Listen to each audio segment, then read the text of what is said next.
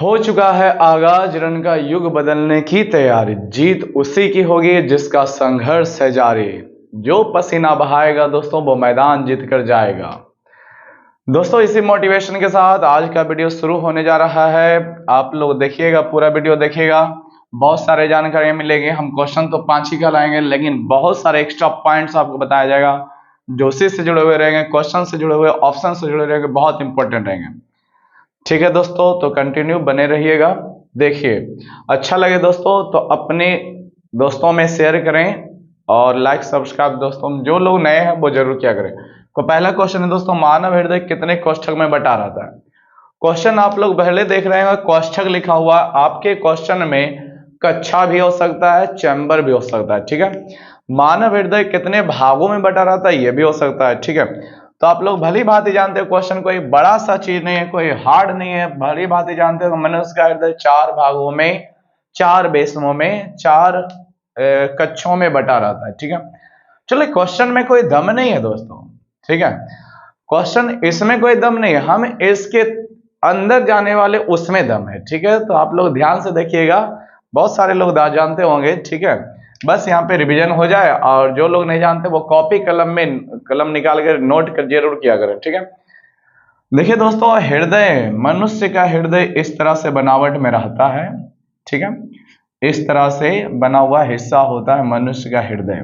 ध्यान से देख ले दोस्तों, ये जो दिल बोलते हैं ना, दिल वही होता है, लेकिन वो दिल जो हम लोग देखते हैं वो अधूरा होता है, ये पूरा होता है इस तरह से।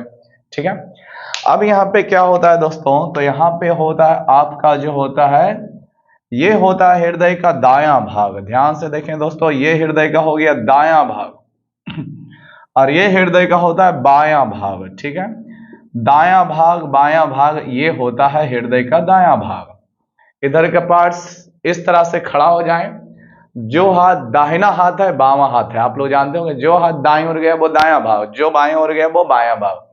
अब देखें दोस्तों, हृदय के ऊपरी भाग 2 हिस्सों में देख रहे होंगे, ऊपर वाला ये पार्ट, तो ये कहलाता है ऊपर का भाग अलिंद। क्या कहलाता है दोस्तों, ऊपर का भाग अलिंद। और नीचे का भाग कहलाता है नीलय। नीचे का भाग क्या कहलाता है दोस्तों, नीलय। ठीक है, हृदय के ऊपरी भाग को कहते हैं अलिंद, नीचे वाले भाग को कहते हैं नीलय। अब आगे देखते हैं हृदय के बनावट। बीच से होता है बायां भाग, दायां भाग को अलग करने वाली एक भित्ति। ठीक है, इस तरह से डिजाइन किया रहता है, ये नीचे आने पर थोड़ा सा और चौड़ा हो जाता है। ठीक है, ये बायां दायां भाग को अलग करने का काम करता है। क्या करने का काम करता है दोस्तों, दायां बायां भाग को अलग करने का काम करता है। ठीक है, इसको बोलते हैं, ऊपर वाले को अंतरा अलिंद भित्ति, नीचे वाले को अंतरा नीलय भित्ति। देखते हैं कहां पे क्या होता है। यहाँ पे होता है 3 नलियां लगी होती है, 1 2 3 नलियां लगी होती है, यहाँ पे 2 नलियां लगी होती है। ठीक है दोस्तों, अब देखिए 4 भागों में आपको अब दिख रहा होगा, ध्यान से देख लें, 4 भागों में आपको अब दिख रहा होगा, 1 2 3 4। अब देखते हैं और क्या खासियत है।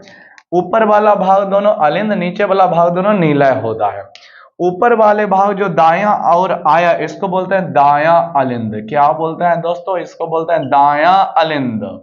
ठीक है, अलिंद ऊपर वाला भाग जो बायां और गया वो बोलता है जाता है बायां अलिंद। ठीक है, बायां अलिंद कहलाता है दोस्तों, बायां अलिंद कहलाता है।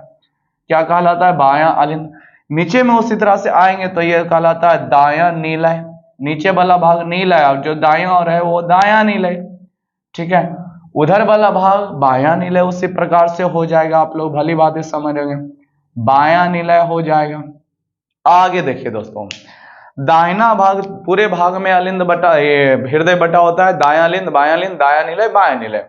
यही 4 भाग है दोस्तों जो आपके क्वेश्चन में पूछा गया था।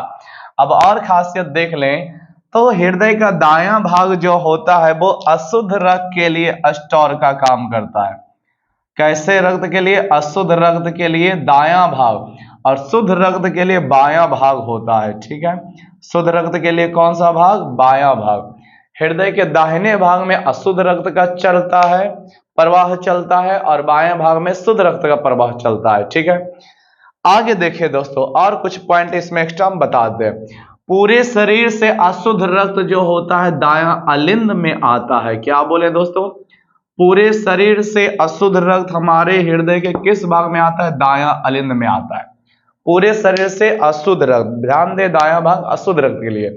लाता कौन है पूरे शरीर से अशुद्ध रक्त को? सीरा लाता है। सीरा नामक रक्त वाहिनी लाता है। ठीक है, ध्यान से देखें और कुछ पॉइंट देख लें दोस्तों। रक्त, हृदय में रक्त किस भाग में आता है, किस भाग से निकलता है? देखें, हृदय अपना एक टंकी के जैसा काम करता है। ध्यान से समझें, टंकी छतों तो पर लगे होंगे, देखे होंगे। अब टंकी में क्या होता है कि टंकी के ऊपर में पानी आता है और नीचे से नाला द्वारा निकाला जाता है। ऊपर आता है, नीचे से निकाला जाता है, सबने देखा होगा। नीचे से नहीं निकालेगा तो प्रेशर कहां से बना रहेगा? हमारा हृदय भी उसी तरह से काम करता है। जिधर से भी ब्लड आना है आएगा अलिंद से में ही आएगा, अलिंद में ऊपर में गिरेगा। और अगर जो हृदय से निकालना है तो नीलय से ही निकलेगा। आता है चाहे हृदय में पूरे शरीर से अशुद्ध रक्त आए या फेफड़ा से शुद्ध रक्त आए, आएगा ऊपरी हिस्सा में और निकलेगा निचली हिस्सा से। चाहे तो फेफड़ा में निकल के जाए या पूरे शरीर में निकल के जाए। कहां से निकलेगा? निचली से यानी नीले से। तो हृदय में कहां पर से? पूरे शरीर से या फिर फेफड़े से जो भी रक्त आना है अलिंदों में आएगा और निकलेगा कहां से? नीलयों से निकलेगा। ठीक है, आगे देख लें दोस्तों। तो पूरे भाग से अशुद्ध रक्त हृदय के किस भाग में आता है? दायां अलिंद में। और अगर जो इधर बात कर लें, इधर क्या होता है? तो इधर आता है शुद्ध रक्त। कैसा रक्त आता है? शुद्ध रक्त आता है। यह शुद्ध रक्त कहां से आएगा? देख लें, दायां भाग है तो शुद्ध रक्त के लिए यह फेफड़ा से आता है दोस्तों। ठीक है, फेफड़ा से लाता कौन है? तो फुफ्फुस सीरा लाता है। कौन लाता है? फुफ्फुस सीरा, नाम सुने होंगे, वही लाता है। रक्त लाने का काम है सीरा का, निकालने का काम है धमनी का। ध्यान रखेंगे, लाने का काम सीरा का, निकालने का काम धमनी का। सीरा जो है पूरे शरीर से अशुद्ध रक्त को लाता है और फुफ्फुस सीरा जो है फेफड़ा से शुद्ध रक्त को लाता है। ठीक है, लेकिन लाएगा तो सीरा नामक प्राणी ही। इसमें भी देखिए सीरा, इसमें प्योर है, इसमें फुफ्फुस सीरा है। अलिंदों में आता है, नीलियों से निकलेगा। अब नीलय की बात कर दें तो कहां से क्या निकलेगा? तो देखिए दोस्तों, दायां नीलय से अशुद्ध रक्त निकल के जाएगा शुद्ध होने के लिए। अब आप लोग जानते होंगे तो शुद्ध कहां होता है? तो फेफड़ा में होता है। ठीक है, फेफड़ा में होता है। कुछ हद तक वृक्क यानी किडनी में भी होता है। ठीक है, कुछ हद तक या बहुत ज्यादा होता है। तो कहां से भेजा जाएगा? दायां नीलय से भेजा जाएगा। कौन ले जाएगा? तो फुफ्फुस धमनी ले जाएगा। कौन ले जाता है दोस्तों? फुफ्फुस धमनी। फुफ्फुस धमनी का काम है। किसका काम है? फुफ्फुस धमनी का काम है कि अशुद्ध रक्त को दायां नीलय से निकाल करके शुद्ध होने के लिए फेफड़ा में ले जाना। ठीक है, लेकिन वहीं अगर जो शुद्ध रक्त वहां से देखें तो बायां नीलय से निकलेगा और कहां जाएगा? तो आप ही बताएं, हृदय से शुद्ध रक्त कहां जाएगा? फेफड़ा में तो जाएगा नहीं, क्योंकि वहां तो ऑलरेडी शुद्ध होकर के ही आता है। फेफड़ा से ही आता है फुफ्फुस सिरा में। ठीक है, फुफ्फुस सिरा लाता है बायां अलिंद में। अब यहां से जाएगा शुद्ध रक्त, पूरे शरीर में जाएगा। कौन ले जाएगा? तो धमनी ले जाएगा। ध्यान रखें, हृदय से रक्त निकालने का काम धमनी का है, हृदय में रक्त लाने का काम सिरा का है। ध्यान रखें दोस्तों, हृदय में रक्त लाने का काम किसका है? सिरा का।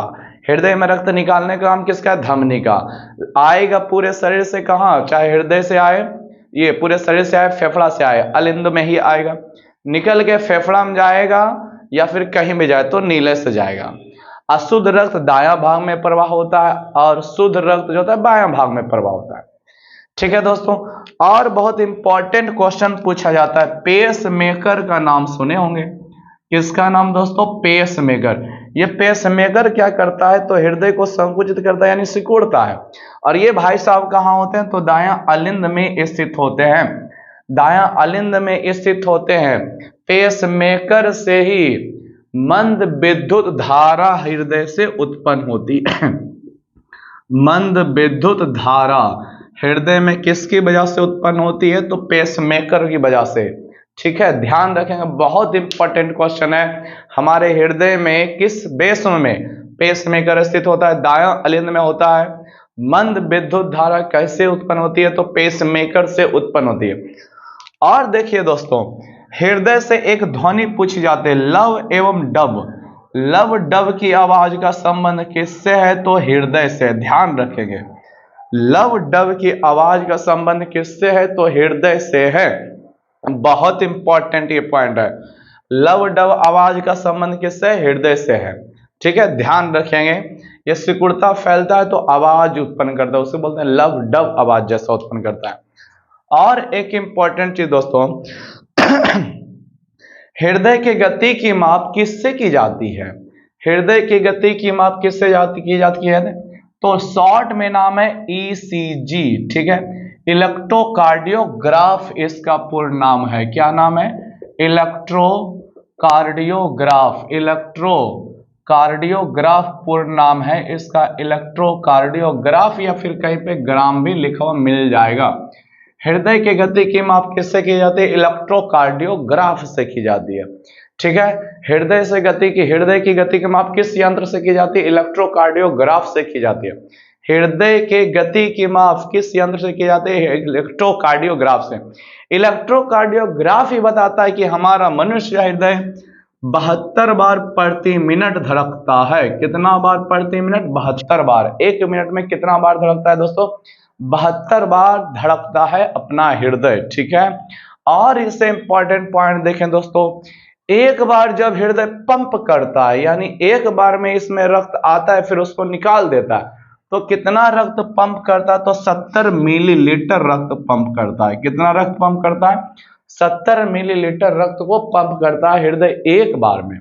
और हृदय के पास इतनी क्षमता है कि 23 सेकेंड में, कितना सेकेंड में दोस्तों? 23 सेकेंड में पूरे रक्त का परिभ्रमण हमारे शरीर में हो जाता है।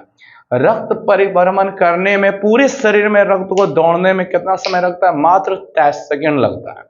ठीक है, 23 सेकेंड लगता है पूरे रक्त को हृदय में जाने में, और फिर से पुनः वापस लौट के हृदय में आने में, मात्र 23 सेकेंड, सोच लें।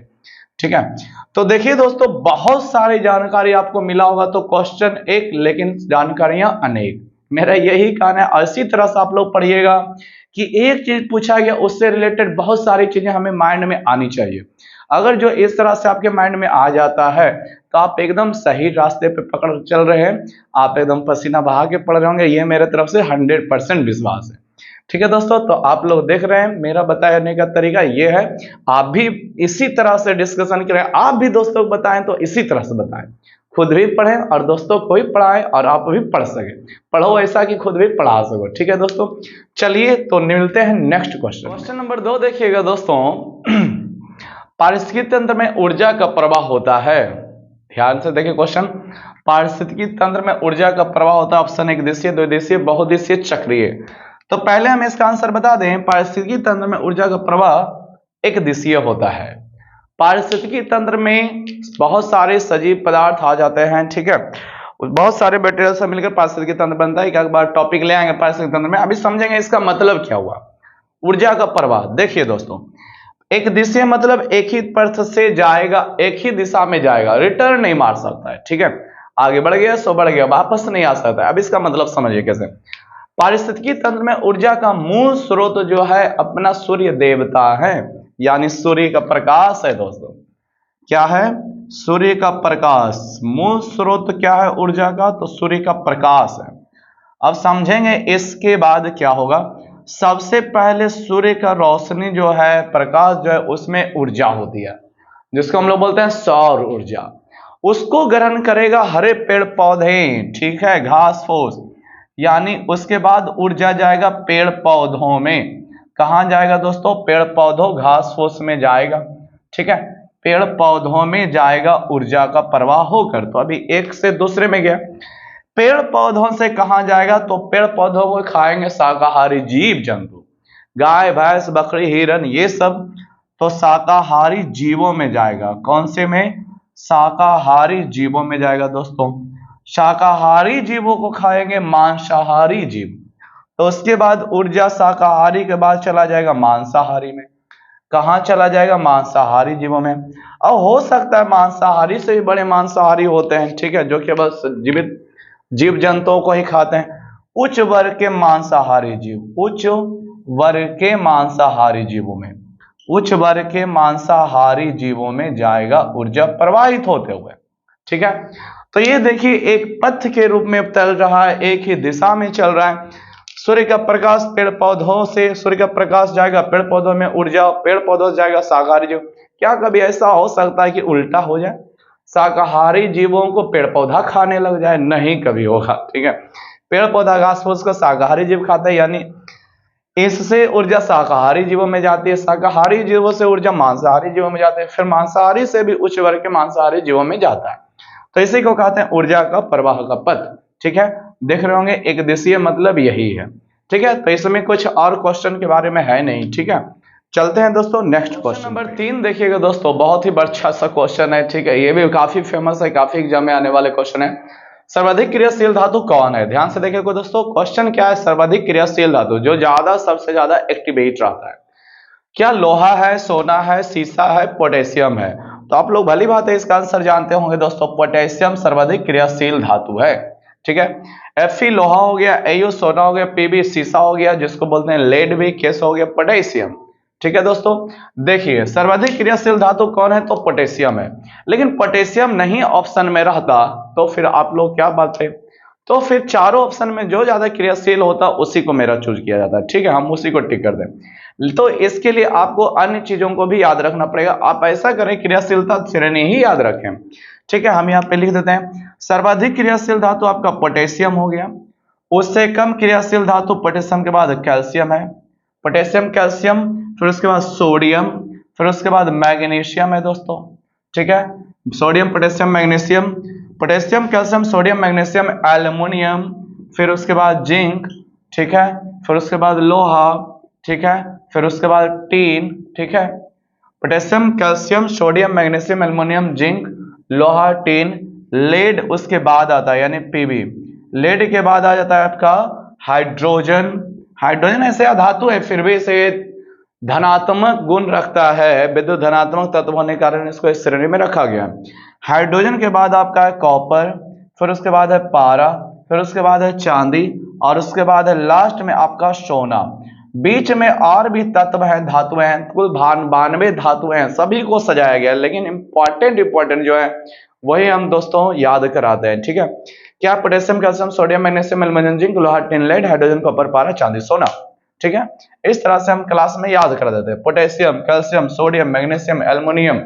यहां तक आप लोग देख लें तो जितने भी नाम है यहां से लेकर यहां तक एल्युमिनियम तक सबके नाम में अंत में यम मिलेगा। पोटेशियम यम आया लास्ट में, कैल्शियम यम आया लास्ट में, सोडियम यम आया लास्ट में, मैग्नीशियम यम आया, एल्युमिनियम एल्युमिनियम।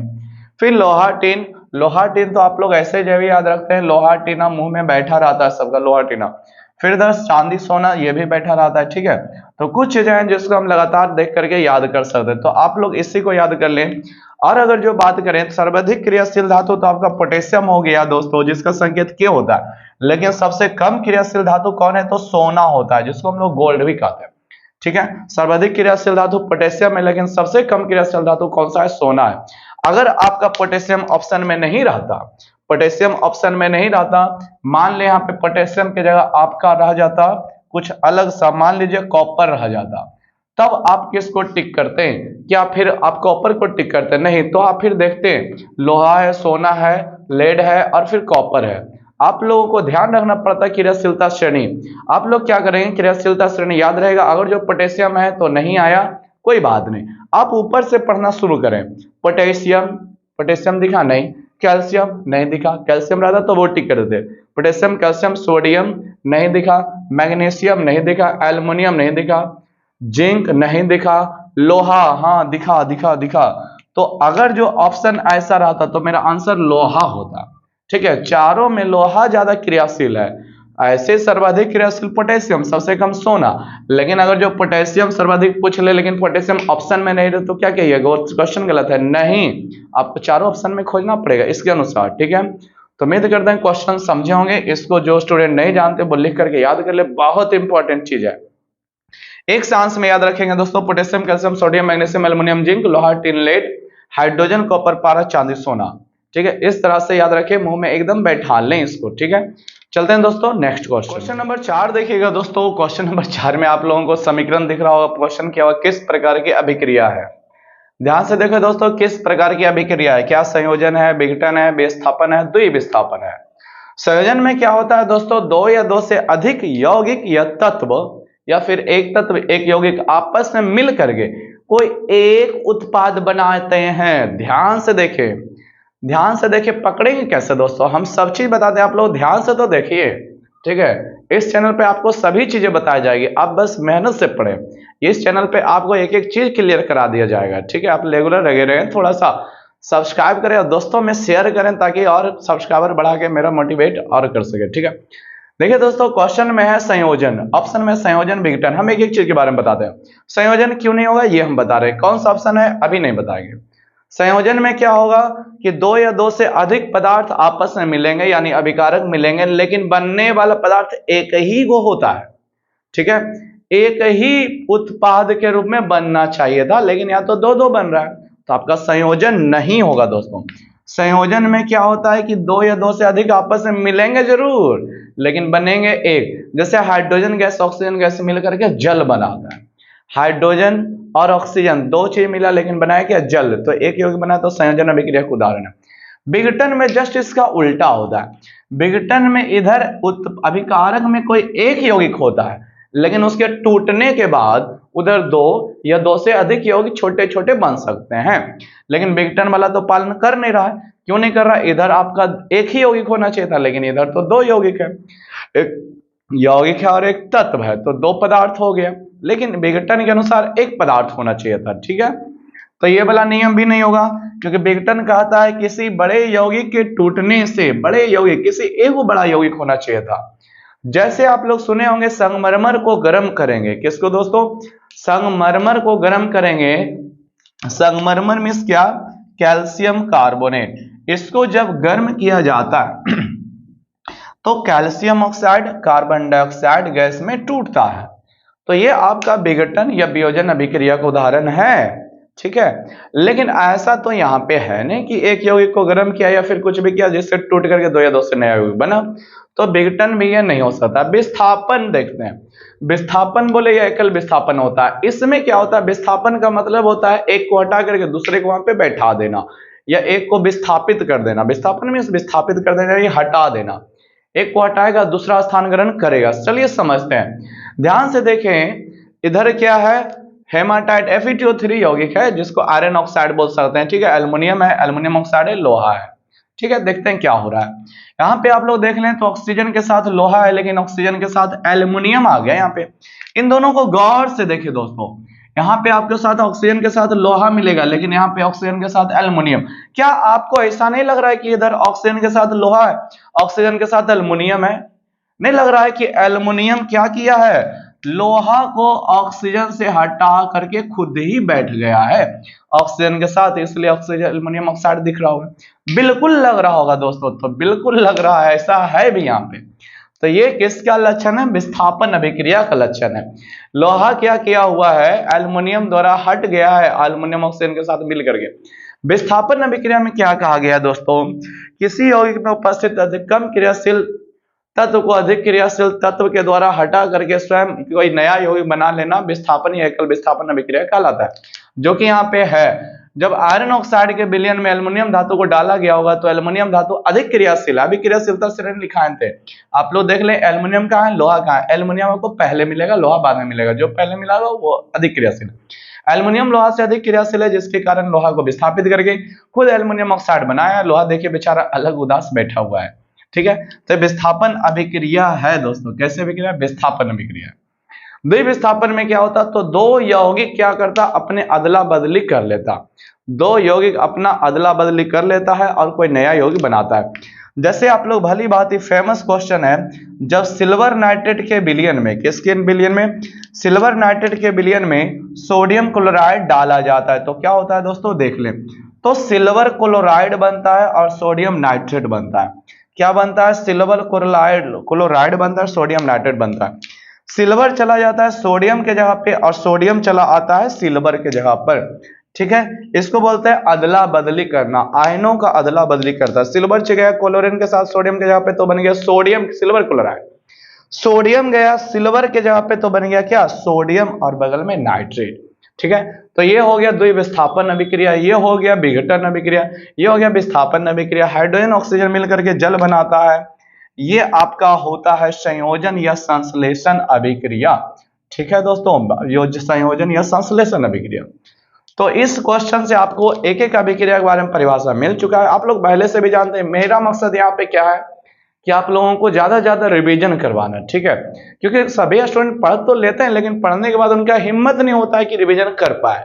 ठीक है, तो मेरा मकसद इस तरह से बताने का यही है कि रिवीजन कराया जाए। ठीक है दोस्तों, देखते हैं नेक्स्ट क्वेश्चन में।